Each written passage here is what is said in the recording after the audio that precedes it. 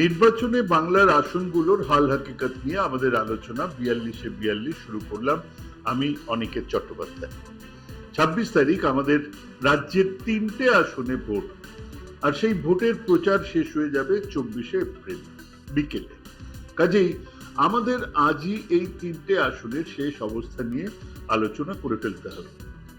যেভাবে শুরু হয়েছিল সেভাবেই চলছে কি? একেবারেই না। মিছিলের পর মিছিল, জনসভার পর জনসভা হয়েই চলেছে। এই অঞ্চলে প্রধানমন্ত্রী এসেছেন, মুখ্যমন্ত্রী জনসভা করে গেছেন, ভোটের উত্তাপ আবহাওয়ার পারদকে ছাপিয়ে গেছে, একথা বলাই বাহুল্য।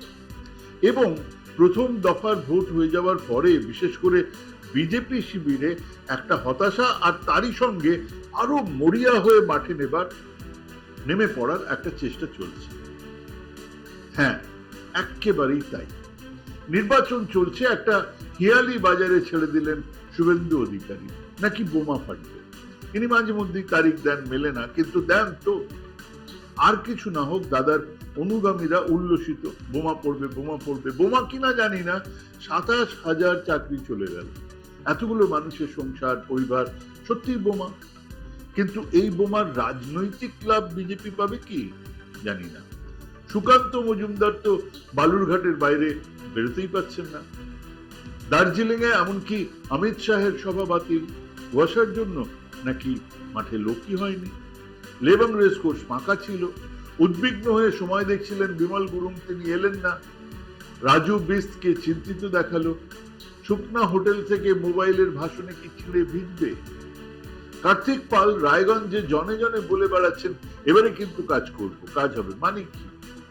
উনি স্বীকার করেই নিচ্ছেন যে আগের এমপি কাজ করেনি, কাজ হয়নি। সব মিলিয়ে হতাশা আছে। কুচবিহার, জলপাইগুড়ি আর আলিপুরদুয়ারের ইভিএম স্ট্রং রুমে ঢোকার আগেই তৃণমূল মিছিল বার করলো। 80-র দশকে মাঠে পিকের কথা মনে পড়ে যাবে। ভোকাল টনিক খুব জরুরি, বলতেন উনি। জিতুক না জিতুক, একেবারে ঘড়ি ধরেই 3 কেন্দ্রে তৃণমূলের বিজয় মিছিল একটা মাহল তো তৈরি করেছে। তাতে বালুরঘাটে দলের মধ্যে কোন্দল সামলানো গেছে? যায়নি। সেই দলীয় কোন্দল এখনো বরকরার। রায়গঞ্জে ভিক্টর জিতবে কিনা তা নিয়ে ভাবার বদলে বিজেপি তৃণমূল দু দলের নেতারা মাথা চুল করছেন আর হিসেব করছেন ভিক্টর কার ভোট কাটবেন।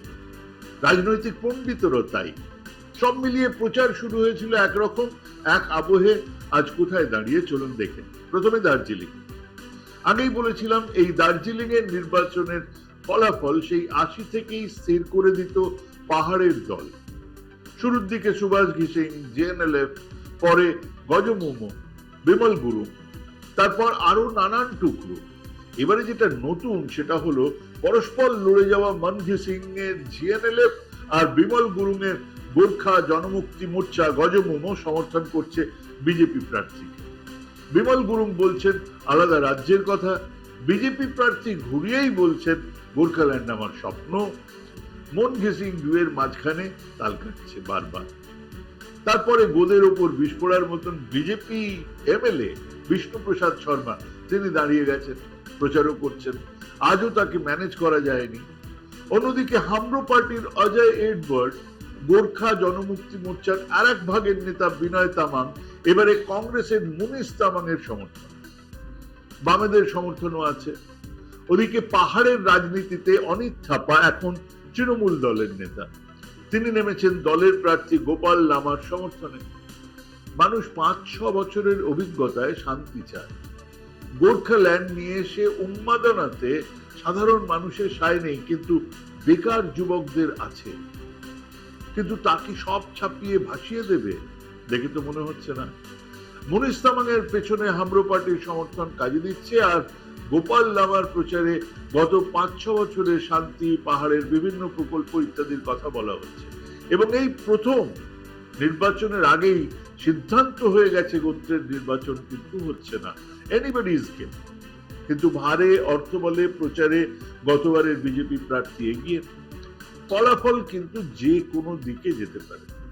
চলুন রায়গঞ্জে, সেখানে লড়াই বিজেপির কার্তিক পাল আর তৃণমূলের কৃষ্ণ কল্যাণীর সঙ্গে। কিন্তু মধ্যিখানের হাইফেন হলেন ভিক্টর আলী ইমরান রাম।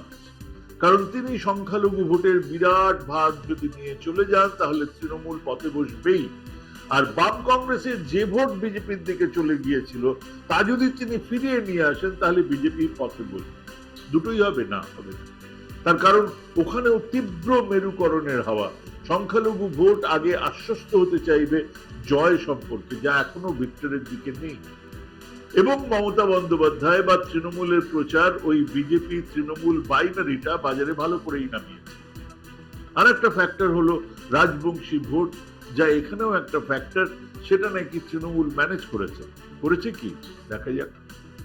তৃণমূলের প্রার্থী কিছুদিন আগের বিজেপির বিধায়ক, এনাকেই বিধানসভায় বিরোধী দলনেতা বলেছিলেন ইনকাম ট্যাক্স রেট করিয়ে দেবো, করিয়েছেন, কিন্তু তাতে কৃষ্ণ কল্যাণীকে দমানো যায়নি।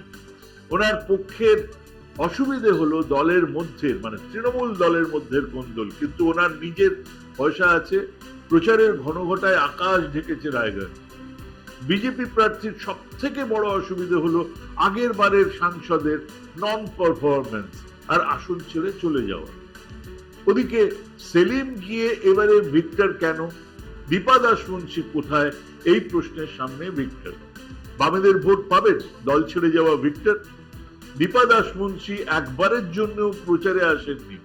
এই আসনে এই মুহূর্তে লড়াই একেবারে কাঁটায় কাঁটায়, রায়গঞ্জ 50-50। এবার চলুন বিজেপি রাজ্য সভাপতি সুকান্ত মজুমদারের বালুরঘাট আসন। এই আসন সুকান্ত মজুমদার না থাকলে এক কথায় বলে দিতাম তৃণমূল জিতছে, কিন্তু সেটা বলা যাচ্ছে না ওই সুকান্ত বাবুর জন্য। বিজেপি তার সর্বশক্তি নিয়ে নেমেছে, উল্টো দিকে বিপ্লব মৈত্র দলের কোন্দল এখনো তার পেছন ছাড়ে। মাত্র গত নির্বাচনে তিনি পেছন থেকে কলকাঠি নেড়েছিলেন বলেই খবর ছিল, এবারে তার বিরোধী গোষ্ঠীরা ছেড়ে দেবেনি বা কেন? গতবারে সুকান্ত বাবু জিতেছিলেন মাত্র 3% ভোটের ব্যবধানে, যেটা স্বস্তির তার কাছে। সেটা হলো বিধানসভা ভোটে এই ব্যবধান বিজেপি বাড়াতে পেরেছিল, তা দাঁড়িয়েছিল 7%, কিন্তু আবার পঞ্চায়েত ভোটে তা ধুয়ে গিয়েছে। বিজেপির রাজ্য সভাপতির আসন কিন্তু বুথ লেভেলে সংগঠন এখনো নড়বড়ে। এই আসনে তৃণমূলের আর এক সুবিধের হিসেব হলো 30% সংখ্যালঘু ভোট, যা এবারে প্রায় পুরোটাই পড়বে তৃণমূলের ঝোলাতে।